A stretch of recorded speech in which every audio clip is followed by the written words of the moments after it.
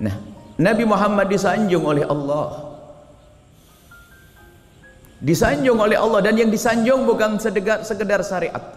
Maka yang mulia dari Nabi bukan syariatnya saja, seperti sebagian orang yang salah faham. Yang perlu diagungkan Nabi Muhammad hanya syariat saja. Adapun jasad atau Nabi Muhammad biasa, manusia biasa, adalah kesombongan sebagian orang. Nabi Muhammad mulia lahir dan batinnya, jasad dan rohnya, risalah dan kebiasaan Nabi adalah mulia. Kebiasaan Nabi adalah mulia. Nabi diagungkan sebelum Nabi terlahir, Nabi diagungkan di saat Nabi lahir, Nabi diagungkan di saat Nabi hidup, dan Nabi diagungkan setelah wafat, dan Nabi nanti diagungkan kembali oleh Allah di saat manusia dibangkitkan di padang mahsyar. Nabi diagungkan dan diagungkan dari masa ke masa, baik di dunia ataupun di akhirat. Kisah di akhirat adalah kisah yang semua orang tahu, yang mengatakan dirinya adalah ahli iman. Bagaimana namanya syafaat uzma di saat para manusia di padang mahsyar merasakan mengerikan, dahsyatnya padang mahsyar dalam keadaan panas, menakutkan. Mereka butuh pertolongan. Allah bisa memberikan pertolongan langsung kepada umat yang ada pada padang mahsyar. Akan tapi Allah ingin menunjukkan manusia mulia Nabi Muhammad, hingga umat ini digiring oleh Allah untuk bertanya kepada Adam, wahai Adam, beri pertolongan kepada kami, mintakan kepada Allah keringanan. Nabi Adam mengatakan, tidak, aku tidak bisa meminta, aku malu kepada Allah karena aku pernah dilarang makan buah khuldi tapi masih aku makan. Datanglah kepada itu manusia, itu Nabi, barangkali dia bakal nonton. Datang pada Nabi, dikisahkan Nabi Nuh, dikisahkan Nabi Musa. Nabi Musa pun berkata, tidak, aku tidak bisa berikan pertolongan, aku malu, aku pernah memukul orang.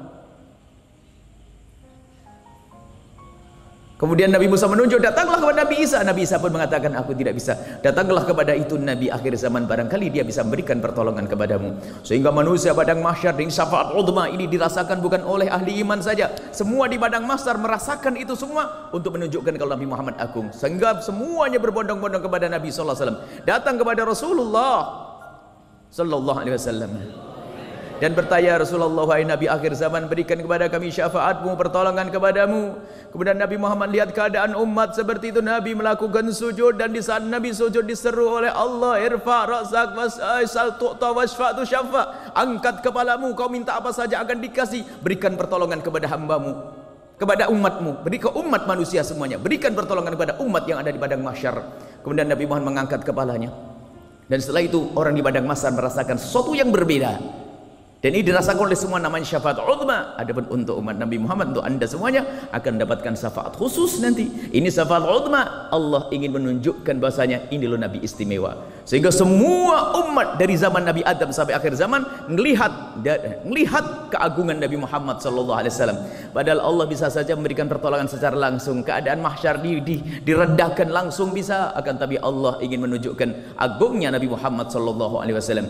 Dan begitulah Nabi Muhammad harus faham. Kita yang tidak faham adalah permasalahan hatinya, tidak bisa melihat keagungan Nabi sallallahu alaihi wasallam. Kalau orang bisa melihat keagungan Nabi, pancaran keagungan Nabi akan tampak di apapun yang ada hubungannya dengan Nabi sallallahu alaihi wasallam. Bagaimana sahabat Nabi sallallahu alaihi wasallam dalam hadis yang diriwayatkan oleh Imam Bukhari, sahabat Nabi itu kalau melihat Nabi, mata nakhama nukhamatan ila wasaqata fi kafi rajulin minhum. Nabi Muhammad tidak membuang dahak kecuali dahak sudah ditangkap oleh sahabat Nabi, kemudian diusapkan di wajah mereka. Bahkan kalau Nabi potong rambut, mereka itu berebut untuk mengambil rambut Nabi dengan dua tujuan. Yang pertama mengambil rambut Nabi untuk maksud kemuliaan. Yang kedua adalah agar rambut Nabi tidak jatuh, khawatir diinjak oleh umat. Kemudian riwayat lain Nabi, kalau ada Nabi berwudu, kanu yabtadiruna ala wudu'ihi sallallahu alaihi wasallam. Kalau Nabi melakukan wudu, mereka berebut untuk mengambil percikan air wudunya Nabi sallallahu alaihi wasallam.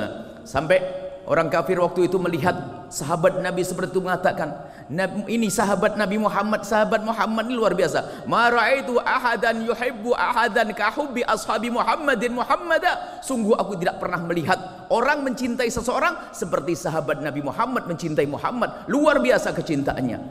Dan ini diterjemahkan oleh lidah mereka dengan sanjungan yang dahsyat, seperti munculnya penyair-penyair seperti Hasan bin Thabit dan yang lainnya.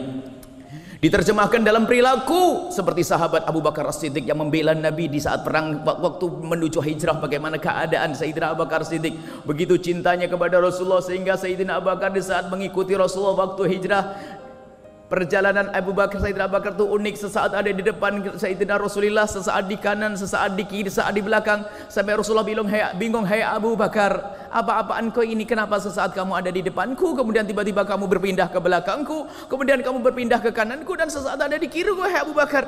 Sayyidina Abu Bakar menjawab, "Ya Rasulullah, kebayang di mataku ada musuh dari depanmu, maka aku langsung berada di depanmu. Akan tapi setelah itu aku khawatir ada musuh di belakangmu, maka aku langsung ke belakangmu. Sungguh aku tidak rela jika ada musuh melukaimu. Kalau mereka harus melukai, biar aku dulu yang luka ya Rasulullah." Sallu ala Sayyidina Muhammad.